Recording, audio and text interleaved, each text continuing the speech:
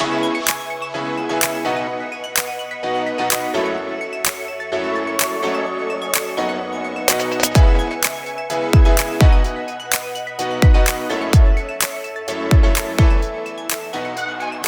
once again to Rediscovering Your Passion and Purpose with Patty. I am your host, Patty Stuhlin, and I am the Chief Pathfinder of Pathways with Patty.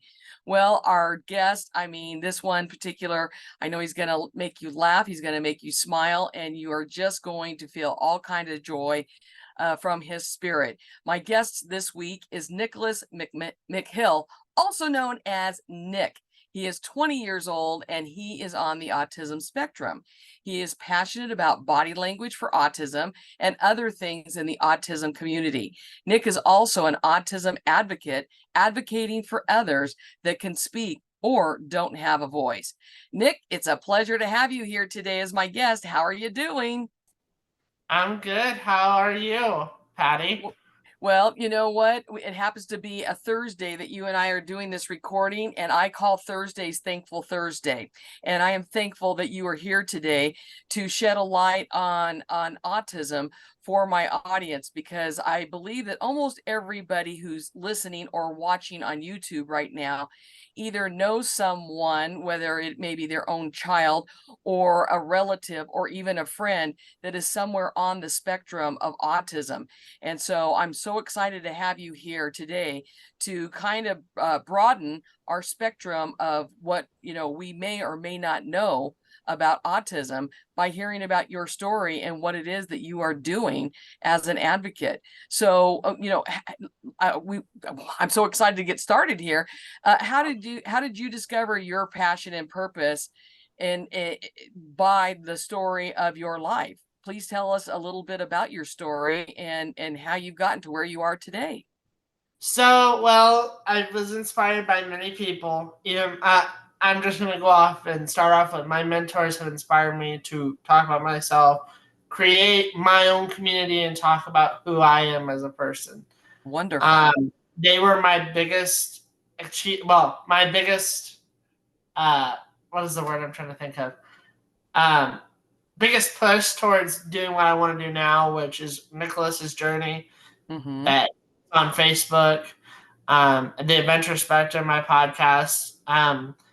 These are some passions that I wanted to do, and I wanted to create an inclusive community podcast that I've had before, and all that. The podcast I had before, I didn't go into detail much audience. I was only like a small audience. The new podcast I have, which is called the Adventure Spectrum, is basically where I travel the world, kind of like your podcast too, Patty.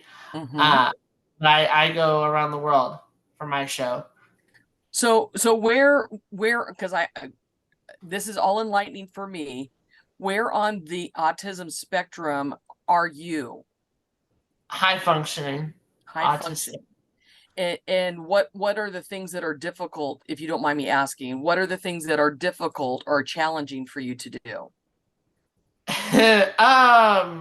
One is be patient. Patience is very minimally thin, and I go. That is how I think. Well, that's how my body does. So is ADHD part of you as well? So that's part of your the autism. A component. That's a component to my autism also. And how old were you when your family found out or that you were diagnosed with autism? 16, which would be I was a teenager at the time. And before that, what did your family notice about you, or what did you even notice about yourself? Well, age 5, I was ADHD was the key component to start the whole journey. And then once I started at age 16, found out I had autism. This is before my autism diagnosis. I never wanted to go to school. Gotcha. Okay. And I failed most of my classes. Okay. But later on, after I went into another program, they helped me be able to graduate to where I am today. So was that like a special education program that they got you in? Okay. Yes. Okay. And as far as how other people interacted with you or treated you, what was that like before you even knew officially that you had autism? What was it like dealing with other people? Well, I was bullied. I'm just gonna come out and say that Yeah, yeah. I was bullied out here where I live Mm-hmm. when I was young Mm-hmm. because of my ADHD. A Mm-hmm. girl thought it was okay to steal my scooter when I was very young. Mm-hmm. My mom and dad didn't think that was okay. So Mm-hmm. once they found out that my scooter was stolen, they were right on it. They were like, their protective parent mode went. Mm-hmm. Um, when it came to that, like when it's any of my positions, are like, no, only Mm-hmm. do it to people you know. And I'm like, okay. Mm-hmm. So since you were 5 years old, then I mean, so ADHD has always been a part of you. I know Yes. that with many, being a former a retired educator, many of my students who were diagnosed with that, they were on some form of medication. So was that something that your family wanted you to be on, or they chose not to? Well, can you elaborate a little bit? Can you elaborate a little bit more? Well, I know that with some families, when they find out that their child has ADHD, especially if it is something that they are not able to focus or control themselves in like a school setting or a church setting or just uh, everyday settings, that they will get prescription medication for their child to be able to function at not such a high radical level. Mhm. Uh, Well, so to be honest with that one, my parents didn't even know I had ADHD. To gotcha. be the funny story is, from what I've been told, my parents didn't even know I had ADHD until they found out from my pediatrician. Because Gotcha. my pediatrician, I think, was the one that did the test and found out that I was ADHD Hmm. So at the time. as you mentioned here a few moments ago that of course you're getting bullied by people or people are stealing things from you, which is what I resort to calling people were yucking your wow, but with the bullying and Yes. stuff. So when that happened to you, those are great challenges and obstacles. How did you face those challenges and obstacles? How did you respond to those people? To be honest, I stood up for myself. I did what most kids would do. I stood up for myself. People that didn't like me, I'm like, I don't care. Once they saw my parents, they were like, "We won't mess with you again." And I'm like, "Okay," Hmm. because I mean, my parents were very protective of me at the time. Hmm. So did you resort to fighting? Not really. There was maybe one friend that we had our issues, but then after that, we kind of resolved and started playing with each other, like football, for example, when I was young. Hmm. So you were able to verbally uh, take those people that were bullying you and yucking your wow, and either them realizing, you know what, this is me, and if you don't want to be a part of my journey, bye bye. Well, and that friend that was also a boy at the time is now actually my friend, and Hmm. he works out at a local our local Walmart. He was a Wow. kid that grew up out on the property with me when I was very young, Hmm. and we're So, still friends to this day. well, that is cool. So was it not until you received your diagnosis of autism at 16 that you started becoming maybe aware of different autism causes and organizations and that sort of thing? Or did that happen after you got out of high school? Got out of high school. Actually, before you called me today, I just reached out to our local I, children's agency here where I live Mm-hmm. to offer my support to them regarding autism, because they have autism clients that maybe could use somebody to advocate. Mm-hmm. I'm not willing to charge my services. I'm willing to do them for free Mm-hmm. because I have lived experience. If they want to hire somebody that's not that way, doesn't know what they're doing, I'm sorry. Honestly, if I was in a company, I'd rather hire myself because I have the knowledge and know what's going on, Because you've and been maybe there, can done help that, that. right? Yeah, You basically, I can help those parents. you live it, so you know. You're the expert. Yes. Yes. So when did you realize that you had a passion for helping people? Has that always been a part of you, or has that matured as you've matured? Community driven. Ever since I was young, community driven. Mm-hmm. As a kid, I always wanted to go out in my community. Even being autistic and having ADHD, I still made it a point to go out in my community and do things Mm-hmm. like help with the fish drive, help with some of our mobile uh, pantries, some of our different things that are out in the community. I made sure that I was involved in. And Like and did that here, come from your parents, no, bringing that to your attention, or that was just mentors, something you wanted to do? mentors, my mentors growing up as a kid, the Excellent. people that stood by my side and have helped me, and I will gladly mention their names on here, and I might Sure. even share them as soon as this episode airs. Um, Luann Statham, she's my person that I look up to. She helped me throughout my high school career.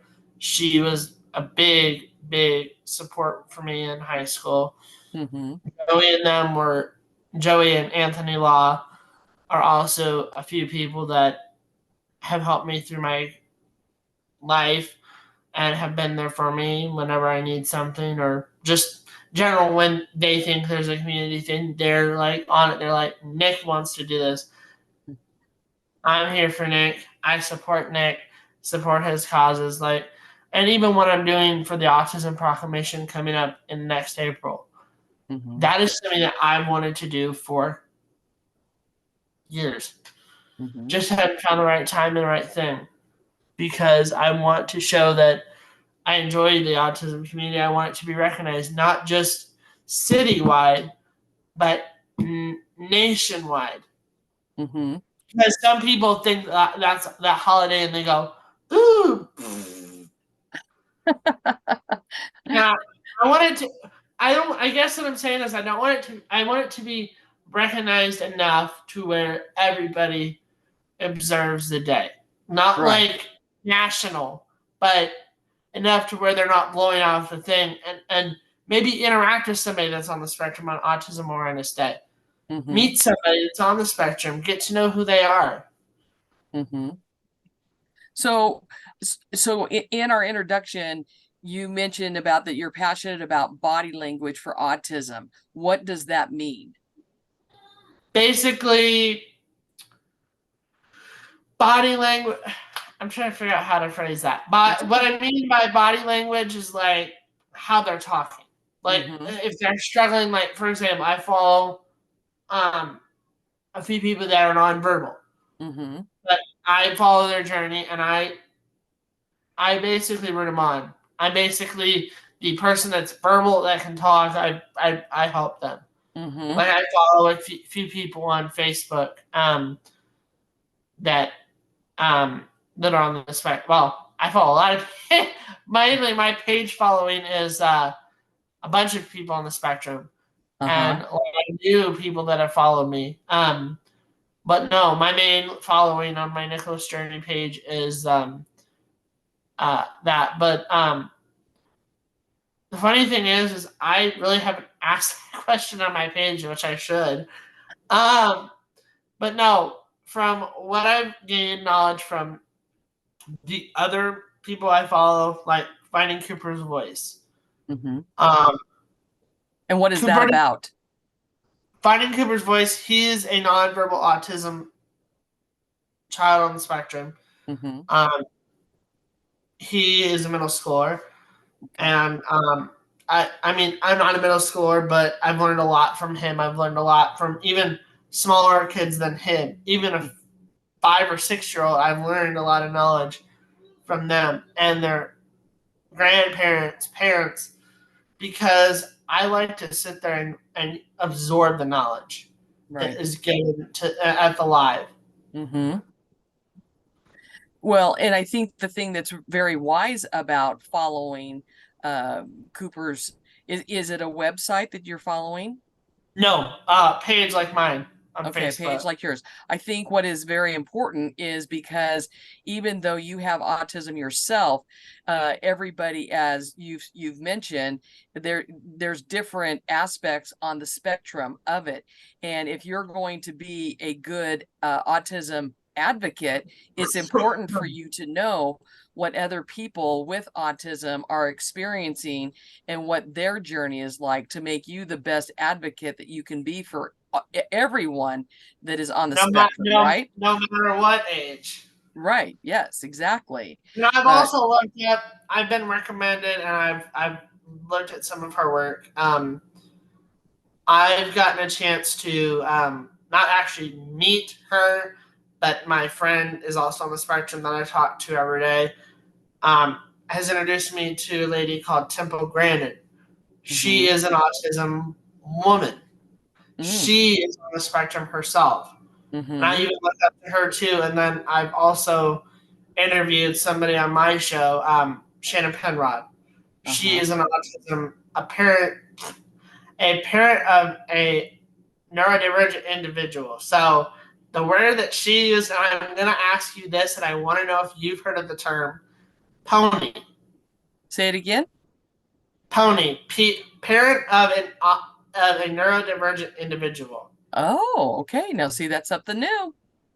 I haven't heard of it either. That's why I'm asking the people that I go on their shows. I'm popping that question. I'm curious because And I it want to know and what does it mean? a parent of a neurodivergent individual. Pony. So PONI. so neurodivergent, what can you please identify, or do you know what that means, neurodivergent? Basically, anybody from that has autism, ADHD, anxiety, depression, Mhm. PTSD, etc. Okay. So it's another spectrum as well, right? Yes. And so you follow their journey as well? Yes. Mm-hmm. Again, knowledge is power, isn't it? Yes. Yeah, most definitely. So with those two, that's part of where you get your knowledge base. Is there anybody else in the area of autism that you follow or you interact with or you work with? Well, I have a few people that are whether they have ADHD or they're autistic. I follow a few people. I recently been in contact with an autism advocate, who is also a fitness person. His name's Jimmy Clare. Mm-hmm. He is also an autism advocate, like myself.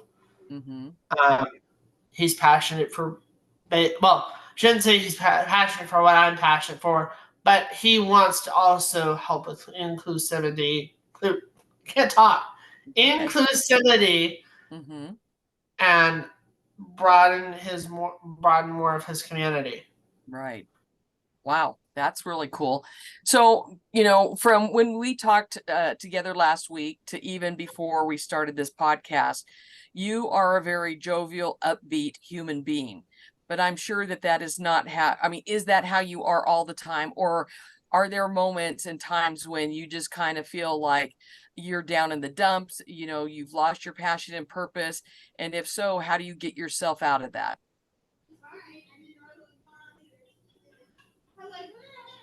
So, I sometimes I have an autistic burnout, and I don't know if you've ever heard of that term. No, It's what is that? basically you're down in the dump. You Okay. kind of are just out of funk. This is the Okay. term I'm out of funk. I don't All know if right. you've heard of that term used. Basically, where you don't feel right. Right. Yes. There are some times where I don't feel right because somebody either ticked me off, Mm-hmm.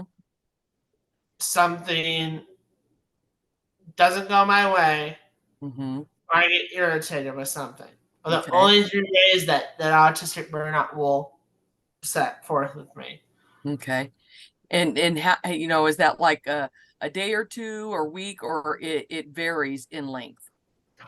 Well, sometimes it varies. It depends on my mood. Mm-hmm. And It and kind of how do varies with my mood. uh-huh. And how do you get yourself out of that?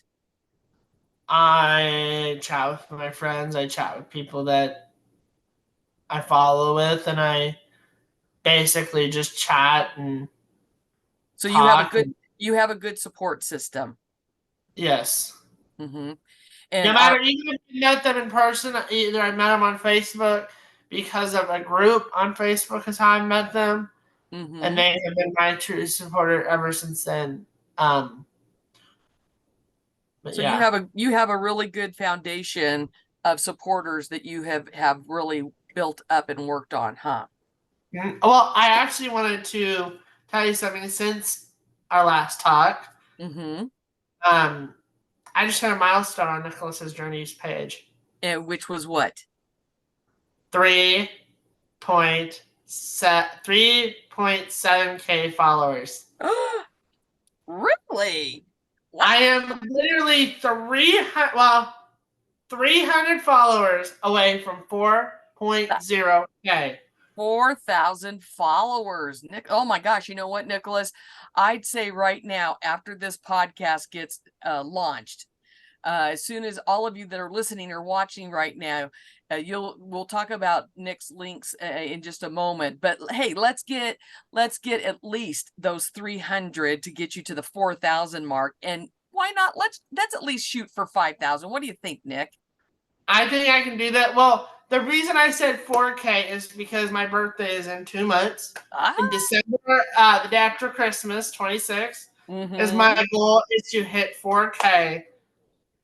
Hopefully by my birthday, if not, maybe a Well, little bit. I'm pretty sure that's going to happen because this podcast is going to launch before your birthday, and I see that goal being met. Mm-hmm. That's pretty cool. That's a wonderful goal. How long have you been doing your web page? 2 years. Actually, it marked 2 days. It marked 2 years. Yes or no? It marked 2 days. Let me see. Hold on. Mm-hmm. It marked 2 years Monday. Now, I think that's pretty fabulous that you've almost got 4,000 followers in these past 2 years. And how often do you put things on the page or update it or interact with it? Is it a daily thing, a Well, weekly thing, or some I don't do I don't ask like autism related questions. I Mm-hmm. do it by random questions. Like I use like Chat GPT for example to ask my questions Mm-hmm. because I can't create my own things. Okay. And people have shown me this tool that it really helps me. To be honest, it helps me come up with these questions. And you brought up a good point earlier in the episode that I Mm-hmm. needed to talk about body language on my page Yes. regarding asking that as a question. Yes. Yeah, exactly. Most definitely. So how often do you ask these questions? Is it like a daily thing or a weekly or It's a daily monthly? thing. It's going to be soon. It's going to be a daily thing, and I'm going to mention this here soon. Was doing a panel before that before I injured myself. Mm-hmm. My baby bone. I had to stop that, but I have some exciting news to tell you and the Yes. audience.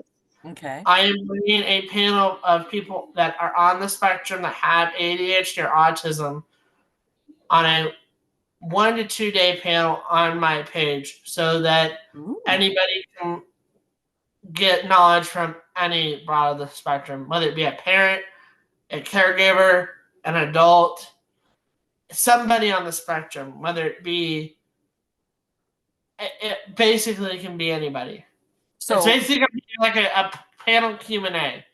so the thing is that by attending this 2-day panel that you're going to put together, those of us that don't know or have a lot of information when it comes to autism and the spectrum that goes with it, this would be an excellent opportunity for us to listen and learn and even ask questions about autism, correct? Mm-hmm. And it doesn't even have. I will be there spectating, but I mean, I'm going to run the show, but I'm going to let the show run as it is. I'm Mm-hmm. just planning this to hopefully see if it's something, basically pilot it, to Good. see if it's something that I want to do every year, or Mm-hmm. maybe every few months. And you have to start someplace, Nick. So this sounds like an excellent place and time to do it. Excellent. I want to go back real quick to your page because bringing awareness that it even exists, getting people to sign up for your page, so we at least hit that 4,000 mark, not and then move on to the 5,000 mark, but to know that daily you are presenting new information, new questions on there.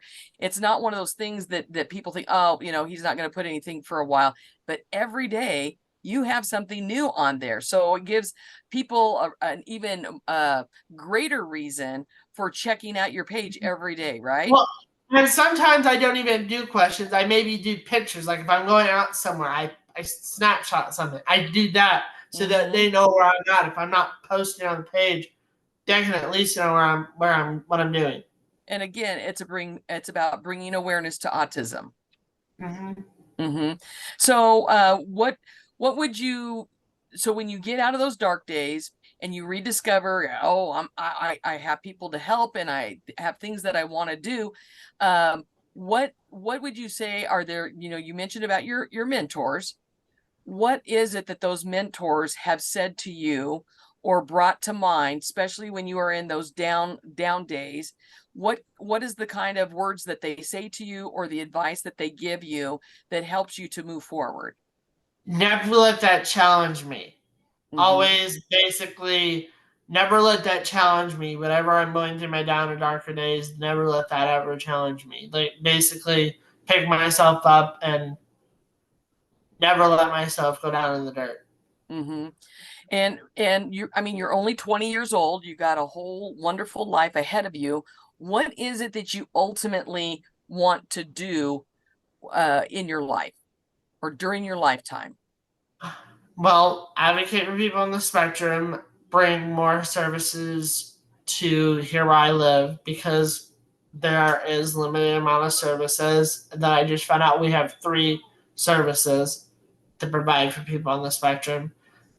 And my goal is to bring a lot more, because I've seen a lot of autism parents at events I've been to and other things, and I've asked their parents, I'm like, is your child on the spectrum? And if so, that I wanted to let you know that I'm an autism advocate. And if you need somebody to talk to or have somebody to be there for, I could be a person. I can even give you my contacts and everything. And I specifically came out and told them that too.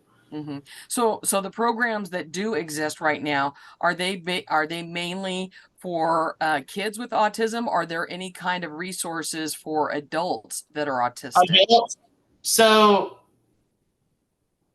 there is one, well, 2, and then there's one for children.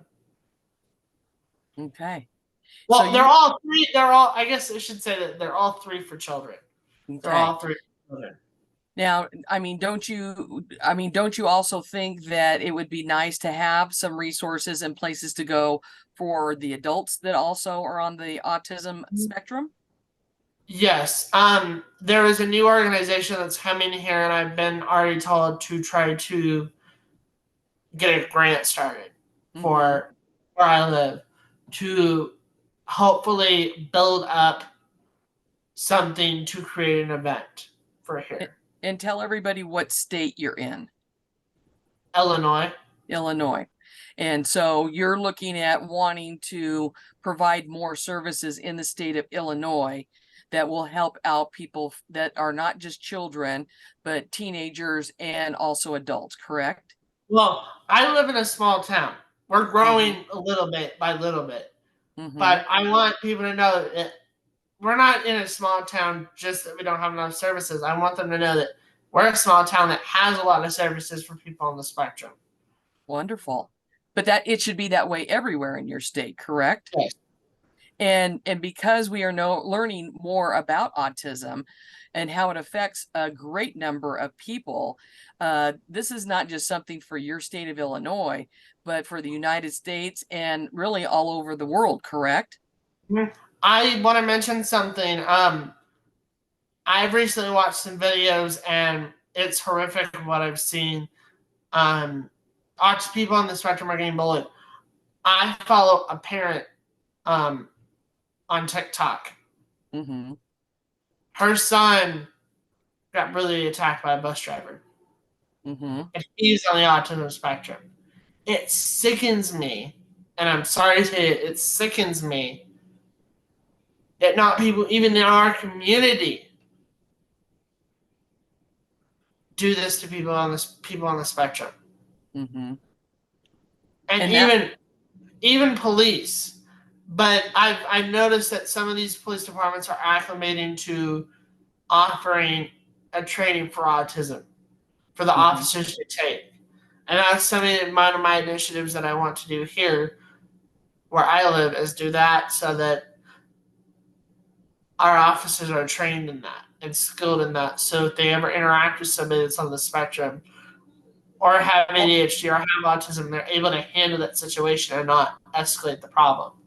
Well, and that's why I think it's so important after I got to meet you last week of why you needed to be on this podcast because you are able to shine a light on an area that I know some things get publicized about autism, but it is making it's about bringing awareness, and that's what I want you as my guest today to start getting people to think about when they do see certain people in certain situations that it may be due to their autistic tendencies that they have, that some may have been diagnosed with, or some may not even know, correct? Yes. Before we end this, I want to go into more talking about the bus incident.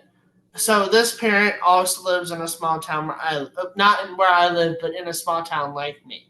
Mm-hmm. Um, I won't say where it is because I don't want to disclose her location. Right. But they are letting this driver still drive to this day, possibly handling students on the spectrum. Mm-hmm. And it sickens me to what even a bus driver could do to a person on the spectrum. Mm-hmm. Was this a school bus driver or a city bus driver?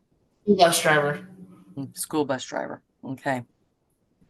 Well, again, that's what we're doing here today with having you as my guest, that we could start bringing awareness and the fact that you are willing to be an advocate. And I can see right now you being able to work with your police department, your fire department, people at the city and town level of where you live and your part of the world, that you can make a really positive change by bringing that awareness to everyone, just from your experiences and knowing the things that you have dealt with. Because of that, then you have a chance to make it better for other people. Mm-hmm. That's a great thing to do, Nick. Excellent. One of the next things I want to ask you is what are you most, I think we pretty much know from what you've shared with us today, but what is it that you're most passionate about personally? My personal goal, in a sense, is to advocate for people on the spectrum in my community, Mm-hmm. whether it be in the school setting or it be in the real life setting. Okay. So no matter Um, if they're children or adults, you just want to be an autism advocate for anyone needing and wanting an yeah. advocate. I also wanted to mention that I've talked to one of the teachers at my local high school. I recently did a talk at a middle school, but I'm looking to go into the classroom and talk to people about my journey and how I've succeeded to where I am now doing all this advocacy stuff for autism Mm-hmm. and special needs too. Well, autism slash special needs is how I'll put it. Mm-hmm. And so so you're going to be talking to elementary children as well? I already have. Perfect. Excellent. Because we know that that's when a lot of the bullying begins. And if you can bring awareness to them at that age, then that helps as everyone gets older. Good job, Nick. That's awesome. So we know about your passion about being an advocate. What do you think? What do you believe to be your purpose? Can you elaborate if you could, please?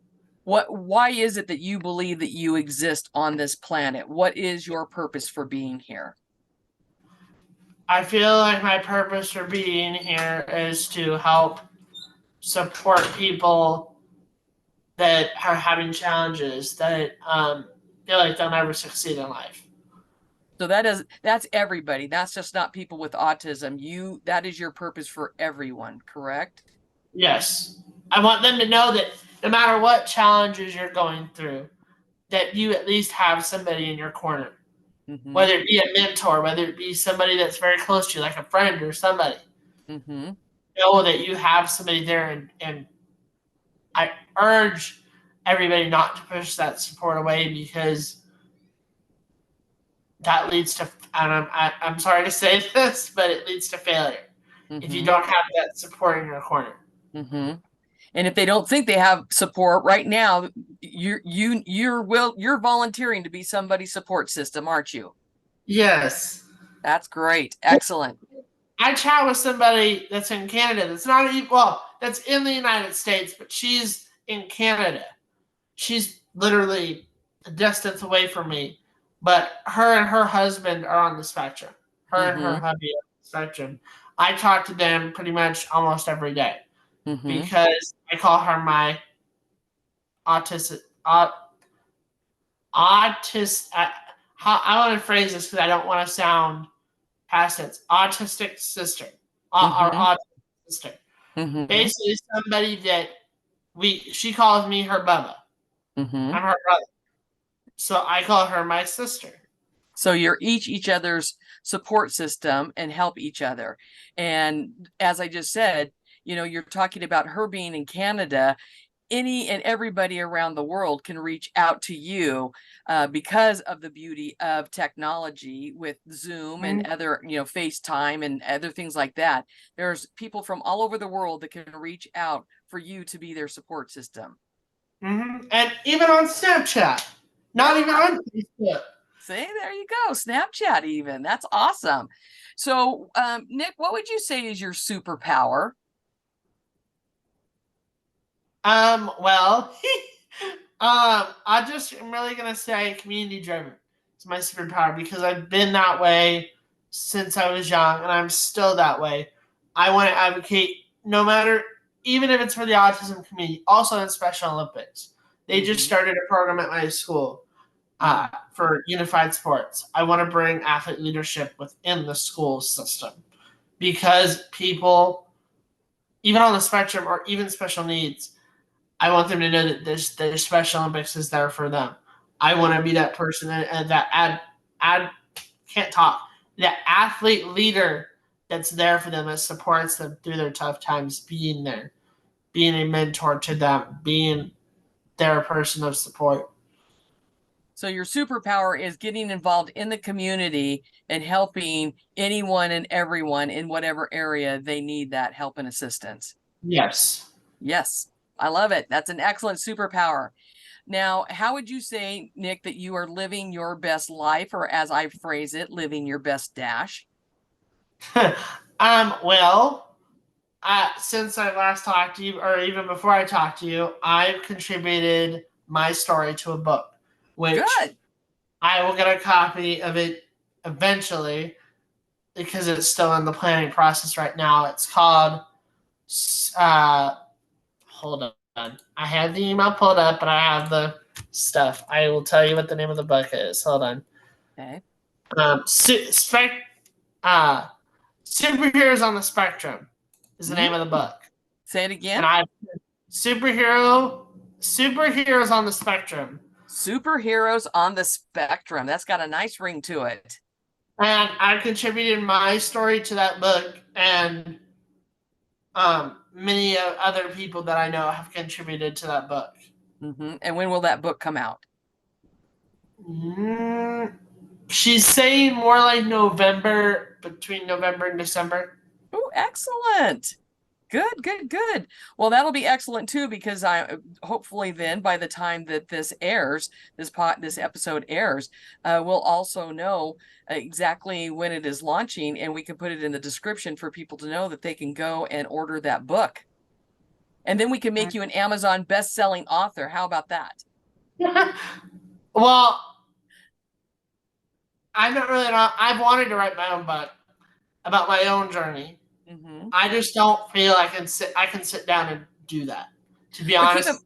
keep in mind, Nick, you don't have to sit down all at once and do it. It could be you've got 15 minutes here, you've got 30 minutes there. It doesn't have to be done all at once, or even in a week, or even in a month. If you just, the first thing that you want to do is just get started, just writing those first words. And you've written this one chapter. So look at, you're already on your way, but don't think that you have to sit down for long periods of time. Take 5 minutes, do 10 minutes, whatever it might be, jot down some words. Mm-hmm. Well, from what Crystal and her friend is telling me, that this possibly will be I'm hoping it'll be a book series. With the way they're talking about it, it's kind of sounding like it's going to be a book series. I don't know. Mm-hmm. But they've asked people that they met to be a part of it. And I was fortunate to have the opportunity. I'm not going to turn it away. I'm like, sure. Yeah. Because Yeah, I want people to know my hometown. I want people to know my hometown that have it. And actually, once the book gets here, I'm hopefully going to get it in our local bookstore. Yes. And be sold there, and have the authors that created the book come there and meet the people that are contributed to the book. Like for myself, I'll go down there. Mm-hmm. I'll be a contributor. I'll be at the event introducing myself, being like, hi, I'm a person on the spectrum. I'm in this book. Mm-hmm. Excellent. I think that that's fabulous, as you should be doing. So we're getting to the end of our time together, Nick. Are there any final thoughts or words of wisdom that you would like to share with our audience? The only thing I have to say is never challenge yourself, never give up, be who you want to be. Never let a disability challenge you, whether it's autism, ADHD, PTSD, or any mental health issue in general stop you from what you want to do, whether it be your community journey or not. Those are very wise words indeed. Good job, Nick. I want to thank you so much for being my guest today. I know that there's going to want to be some people that want to reach out and connect with you and talk with you more. How can they do that? I have 3 pages. Nicholas Journey on Facebook, Nicholas Journey 2, which is my backup for Nicholas's Journey. Mm-hmm. And then the Adventure Spectrum, which is my podcast, which will soon be airing the first 2 episodes shortly. Mm-hmm. So just as a reminder for those of you that may be new to my podcast, know that in the description for this episode, you can find the links to connect with Nick and be able to go right to it when you finish listening to this or watching it, and know that you can click on that link and get direct access to him. And I think that we can all agree that, Nick, you have a very bright future ahead of you with not only the area of autism, but just bringing all types of awareness to all types of people around the world. And I think the bottom line message is that no matter who the person is, we need to be more kind. Wouldn't you say that? Yes. So with that, let's practice some kindness and put more kindness out in the world. Because as Nick mentioned in our episode together, you just don't know what other people have been going through or what they are dealing with. And some kindness can go an awful long way. Wouldn't you say? Mm-hmm. I will quote this because I have a friend, she uses the quote too: be kind. Be nice to somebody. Even if you don't like them, be nice to somebody, because it will help you in the long shot. And you never know when you're kind to somebody how you can change their life in just that kindness, right? And including that, it's also in like pay it forward. Yep. Like, for example, like that, for example. Mm-hmm. Yep. Pay it forward, and it's just like a pebble in a pond. That ripple effect goes on and on. You never know all the people that by you paying it forward, who it will affect or how it will affect them. But you know, if it's intended with kindness, it's going to be a positive ripple effect. And that, my friend Nick, is exactly what you are doing right here. You are part of the ripple effect of that kindness that exists in this world, and how you show that daily to other people through your pages, through your personal efforts in your hometown. So proud to know you and get to know you. And I look forward to continuing to follow your journey, as I know so many people that are listening there today are going to be following your journey because of the awareness that you're bringing. So thank you again for being my guest today. Thank you. I am happy to have been your guest. I appreciate this opportunity. And I can't wait to have so many more opportunities to be on shows and talk about my journey. Excellent. I see a bright future in your podcasting career there. And for all of you out there listening, remember to subscribe and follow to this podcast. Invite your friends and family to also subscribe as well. And while you're at it, hey, if you wouldn't mind hitting that 5-star rating and write a review, I would greatly appreciate that. That would be awesome. Don't forget to also check out my website at www.pathwayswithpatty.org and sign up for a free Zoom chat with me. And you can also get my free Pathway to a New Beginning roadmap. So until we meet again, continue to live your best dash and know that life's an adventure, and I want you to enjoy the journey because your life matters. Thank you for joining us today, and may God bless you all.